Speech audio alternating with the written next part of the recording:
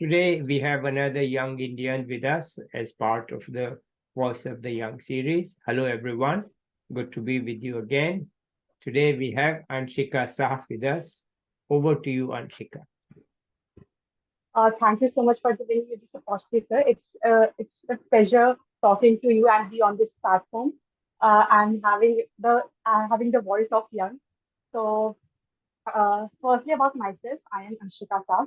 I have completed my graduation in biochemistry, and now I am pursuing my MSc in Environmental Studies and Resource Management from Cherry School of Advanced Studies. I have completed my 12th grade with science field with sociology as an additional subject. So always I've been very interested in social aspects and social issues, and I was also very interested towards science and wanted to learn more about the core science, the research that's going on. That's why I've chosen biochemistry as my major in graduation. I completed it from Delhi University Institute of Home Economics. So while pursuing my graduation, I was part of some research projects. I was interning at some places, and like after reading more about the research projects, like in biochemistry, it's more about learning about medicines, about like the COVID came, we learned about the whole procedure, the vaccinations and the testing procedures. But somehow I was not able to connect myself with the issues. I'm not saying it's a bad subject. It's like I was not aligning my whole self with that thing. So I started learning more about environment and the environmental issues and the protection laws and everything. I have then during the lockdown we have a lot of time with us. So after deciding, after learning so much about it, I decided that I want to switch my field. So that's why even after having the graduation in biochemistry, after learning so much, having that experience, still I decided to switch to environmental studies and resource management. And I'm very happy that I took that chance and take that shift in my career. And it's been an year at Terry School of Advanced Studies, and the life could not be much more adventurous, I could say, because I had a great year last year. So the thing is about Terry is apart from the course curriculum, they provide the vast syllabus and the courses that provide, which included subjects like ecology, biodiversity, hydrology, laws and policies, economics, statistics, and everything. They provide this exposure to events and conferences as well.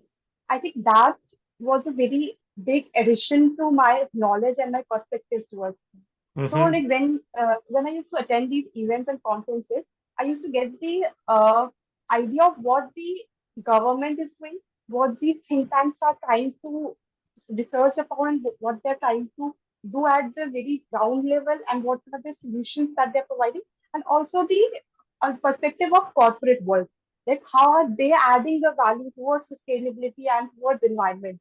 Uh, like also when we talk about greenwashing and Wait, stuff, wait, wait. but Can you give us an yeah, example of one such conference that really helped you or that stays in your mind? yes, sir. So recently, I last conference that I attended was Connect Karo. It was an event of World Resource Institute. So there was this event of about MSME, medium and small scale manufacturing enterprises. So there the panelists included people from like the government, IS officers, deputy commissioners, and the think tanks like World Resource Institute, and also the startups which are working in this industry. So, like they have introduced how uh, the they are trying to help the people at the very small scale industries, how they're trying to digitize that and improve their working conditions and improving the process that they are working in by providing the technology, by providing the knowledge, by empowering women there. So at a very basic, very local level, they are working. Similarly, there was another case of nature-based solutions. So there was this one organization, this one startup, which has conducted this uh, nature-based solutions. Like they have introduced organic farming in a jail. So basically, the prisoners could learn about organic farming as well as they could produce their own food, which is utilized by their own mess. And also this organic farming, it was somewhere in a very hot temperature. So the organic farming also reduced the temperature inside the gym. So how this one simple step could like add so much value to someone's life. Mm-hmm. So these things really hit me and hit me like how an individual and an organization could do so much to someone's life and Mm-hmm. actually bring a change. Mm-hmm. So so these things it really provokes me and like, inspires me a lot. So I look Okay. forward to these opportunities and attend such events or conferences. Apart from that, as I was a part of a course in my college biodiversity assessment and conservation. So as a part of that course, we went to Sikkim for our field trip. So we learned about the compensatory afforestation practices in Sikkim. We met the forest officials. We had a proper meeting with the whole forest department of Sikkim. They told us about what are their sustainable practices that they are already doing, what are their conservation practices, what are their strategies for future, and they asked us what changes that we would like to see in those strategies, our opinions, our insights. So I Yeah. think getting that level of exposure is it's immense. At least for me, it's a very huge thing. Yeah. Yeah. So Sure. yes, so it was one of the I'd love to be a student again and have such an exposure. Yeah, I it's a great yes thing. sir, Yeah. yes sir.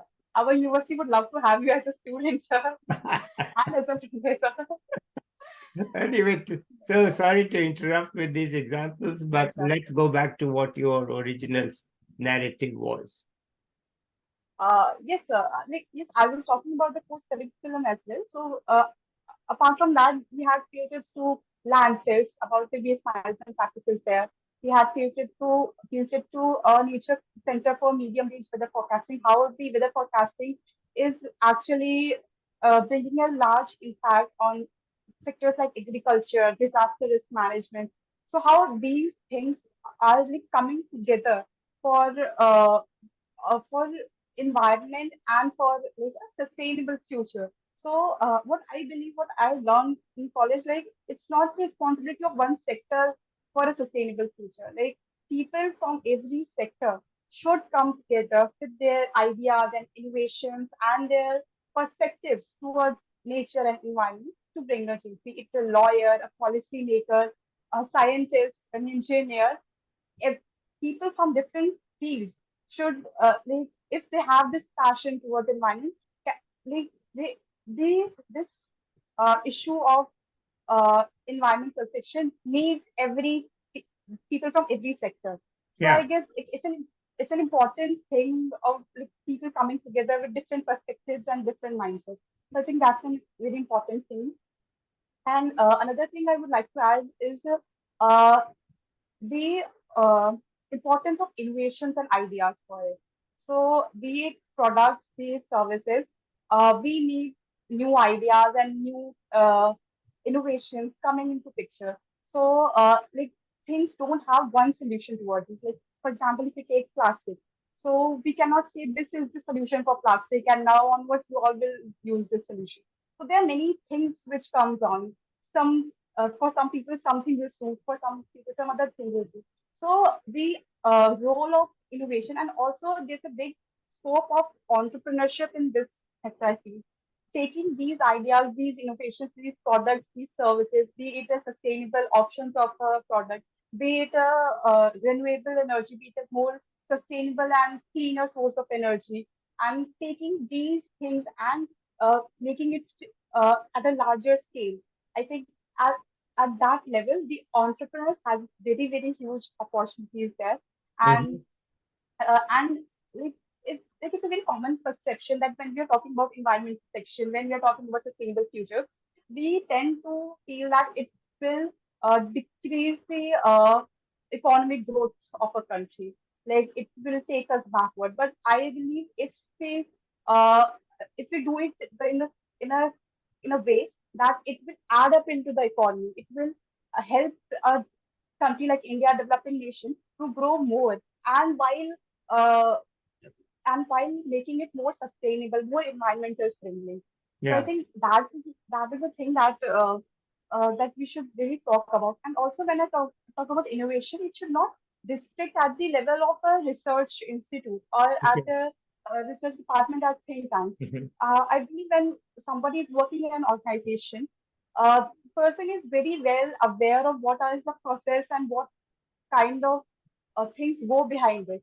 And while and I think people in the working on in an organization may have a better an idea of doing that thing better in a more in a way that uses, for example, is a more environmental friendly way. For example, it uses less raw material, uses less energy, or produces less waste.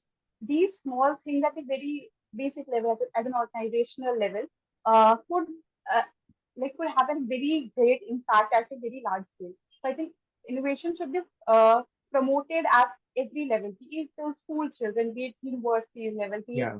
in an organization, in an employees working in an organization. These innovations and these ideas should be more promoted, should be more celebrated, so that we could actually work on it and make things better for the future and for us also. Because Yeah. these things, when we are talking about reducing, for example, when we are talking about energy efficiency, we're also saving a lot of money. So it is also a very important way of utilizing more resources at a very efficient rate. So I think that's a very important point. Yeah. I'm glad you mentioned efficiency because that saves money. It saves money. That's really not a cost. It's a savings. And many people don't really know it yet. But this whole efficiency bandwagon is not yet rolling in India.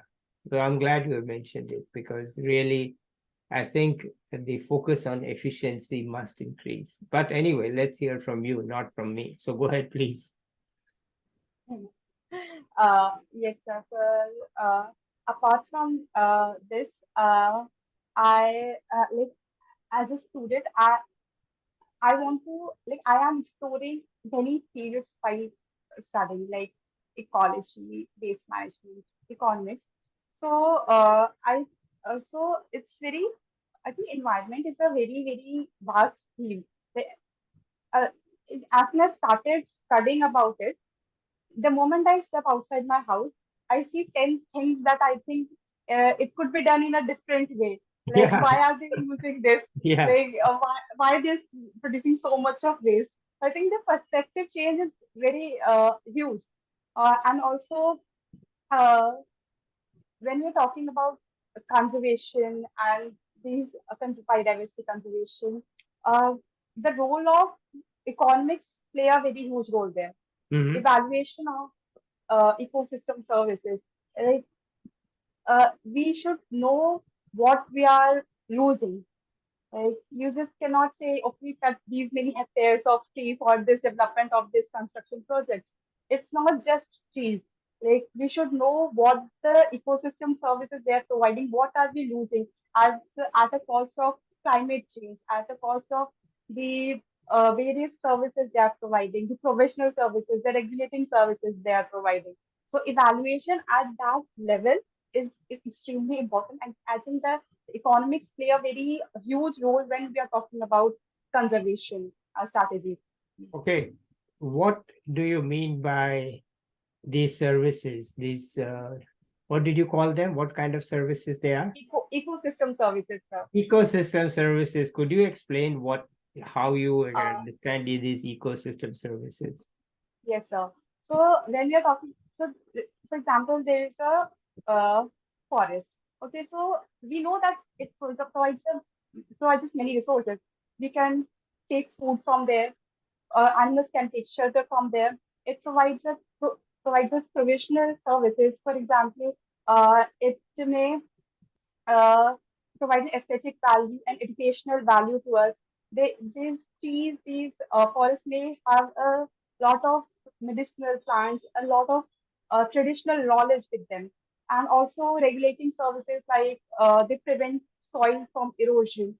So, at a very big level, they are providing a lot more than just producing oxygen and taking up carbon dioxide. Okay. So, so for that, these the valuation of these ecosystems are very important. When you're talking about mangroves, it's not just only trees; they're also protecting the region from floods, from getting the cities immersed, and the shocks that the oceans give us. So just cutting them by saying it's just plants and they just provide us oxygen, it's a very vague thing to say. Okay, So I where think are the mangroves these are located in India? Many people may not know. So, where are the mangroves in India? Some prominent place that you know of, others could yes. understand. So it's basically in the Western Ghats. And like when we talk about Maharashtra, Maharashtra is a very prominent mangroves there. So they are still working on the conservation of mangroves so that, again, I said that for sake of climate resilience. Now there are terms coming up for these conservation practices and everything. But I think evaluation of these services they provide is a very important thing that we should talk about. Okay, what about the Sundarbans in West Bengal? Are they mangroves or is something else? Yes, Sundarbans, sir, do you you know? can call. Yes, Do you sir, know yes, sir, they yes, are sir. mangroves there? Yes, sir. I think we can call Okay, them fine. mangroves. So yeah, okay, fine. What you're saying is that actually it's not a cost because there are benefits also. Right? Yes, The sir. services are the benefits that we are getting. And if Yes, you sir. don't preserve it, then you lose those services. Yes, sir. Okay, fine. Good point. Okay, let's continue. Yes, sir. And so I think earlier I've talked about the entrepreneur opportunities. So I think the youth right now is much more aware of what they are consuming. So if even if we're talking about fashion, people are moving towards slow fashion than fast fashion, which is a more sustainable industry, like promoting Indian local artisans and their uh, promoting more sustainable way of making clothes, like for example, a more environmental friendly clothes, Hmm. avoiding fast fashion. I think the awareness is an important factor in this, and I think we are more very that very so much entrepreneurs actually going in these uh, sectors. Also, we are talking about products such as makeup products, such as beauty industry. I think these very big industries are a very major cause of the environmental degradation. The fashion industry, the fast fashion that we call the beauty industry. So I think the alternatives of these industries is what actually we are looking for, and I think they should be promoted. And I think the youth is much more the so-called Gen Zs that we call are aware of these things they do know the difference that the power that a consumer holds, like Yeah, yeah, what kind of decision I am making for my household, like what kind of products that I'm bringing my house, what how much amount of plastics that I'm bringing to my house. These important thing that one should know is the power of individuality. Like, what is the power that I as a person hold towards environment, towards sustainability? What are the choices that I as a person is making? So I think that's a very important factor when we are talking about environment and sustainability. yeah. Okay, yeah. It's a personal choice. In the end, if we choose differently, they will produce differently, right? Exactly. Yes, sir. Exactly. Okay, Yes. good. I'm glad to hear that people are conscious of it, and it's a good sign. Okay, let's continue. Hmm. Yes, sir. So another thing that I want to talk about is promoting uh, environment, promoting these concepts at a very young age. Like as we know, I think children are very smart these days. They know, uh, they know about global warming. They know about why things are good in a certain way, including them in making change in like because what when we're talking about sustainability we are saying that we should not use these things so that the future generation could should not suffer from this. I Yeah, think these are the future generation. The children yeah, are the future generation. yeah, They should know about climate change. They should know about a more sustainable lifestyle practices one should hold. They should know how their decisions would make a difference in future. So I Yeah. think education at a very at the school level, at a very basic level, is a very important thing to do. Yeah. Okay. All right. Agree.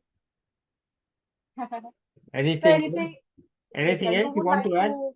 Let's continue. So I want to hear your opinions on anything. I really want to know, like, what Well, is your perspective I on this? think you have hit very important points. Okay. I think to me, the most important point you have hit is that actually we are not protecting the environment for its own sake. It's actually for the future generation. It's a trade-off between what we consume and what we leave to them, right? Right, Of course, my generation has eaten up all the forests, so we haven't left enough. But really, it's a trade-off, and the consumer really is in power. Consumers have a choice of what to buy, whether they go for convenience or, as you mentioned, fast fashion, which is just transitory. And you change your clothes, you buy new clothes all the time, and then what do you do with the old clothes? They're just wasting resources. So all these things, I think, when you turn the discussion of environment into people and the benefits, then it becomes clear that this is not something abstract, that this is not something far away. It's you. It's right, right. you. It's not some hidden thing in some textbook or some public government policy or something. It's you and your children and your grandchildren. Right, That is right. the thing. What are you, according to me, that Yes, sir. you and your children and your grandchildren, are you going to? I mean, look, the previous generation messed up the most sacred river, Ganga. Okay, they did it. Okay, it's not something that happened on its own. Now we are trying to clean it up. It's proving so hard, right? So why not take that as a thing that, look, the local environment, especially, is something that is for us. It's not for somebody else. It's not something foreign or hidden away or some textbook or some theory. It's us. We cannot enjoy those, whatever you call it, social, cultural, religious benefits, whatever you call it, it doesn't matter. It's things that we value and that we want to leave for our children. And we need to think of that, as you have rightly pointed out, that this is really very, very important. And of course, I agree fully with you that innovation is essential. Innovation is essential. And the governments alone, by definition, they are slow.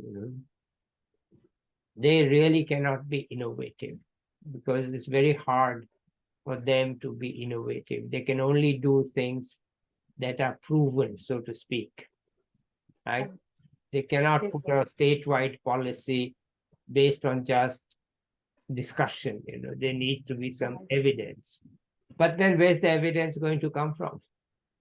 Hmm. So to produce the evidence, I think the young people like you and others who can form sort of nimble non-profit groups, and that, I think, is a very clear way forward. And in fact, uh, if you look at my India 2047 book, which I wrote 2 years ago, it says very clearly that environment has to be protected by the main effort has to come from non-profit to show the way, which is what you are sort of saying. You're not sort of, you are saying it, but in a very detailed way, that the innovation is needed. The innovation, though you didn't say it, is not something that governments do. Everybody knows that governments don't innovate. They let others innovate and then they take it. But then who's going to innovate? That's Hmm. people with ideas, people with thoughts, people with energy, and who are not constrained by old fashioned ways of thinking. So I think that's it from me. I don't want this to become my talk. It's your talk. So, Yes, but I can't. I have to answer the question, but I don't want this to. I want you to respond to yes, that and to have your say, not my say. yes, sir. You said, as very well you've mentioned, that it is the people who contribute to it, and adding to that, it's us who are getting affected also. It's not like saying that it's not a very far away thing to see. Yes, someday this will happen. We can feel it now. I am a resident of Delhi, and I can clearly see the air pollution which happens every year. The increasing the toxicity in the air, I can feel the burning in my eyes. So I cannot say something that it will going to happen in future, and I am not affecting into it. Even like a different way of the a different example of this could be microplastics. As we can see, we are consuming it daily. They anything we use plastics, and we don't know what how big a problem it could cause. The major problem with it is like we still don't have this technology of removing it from stuff. So we are creating new problems, and then we have to think about those solution of those problems that we only created. So I Yeah, think it's a very it's a loop that we're just getting into it.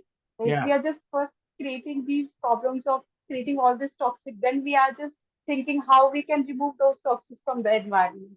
So I think it's like instead of like it should important of removing it, but also we should focus more about not even putting that thing into the environment. That we have to invest so much into removing those toxic stuff from that. So yeah. And that's that's great. And let me add, I didn't say this, I should add this, that your point about teaching students, young students, I think is not really yet recognized, but it's crucial because I think by the time they are in class five, class six, they can fully understand it. If, if the teachers explain in a simple way, they can actually be a powerful force and they grow up with it. And so I think right. that that point is not really discussed much, but I think you have made a very valid point that really it has to start.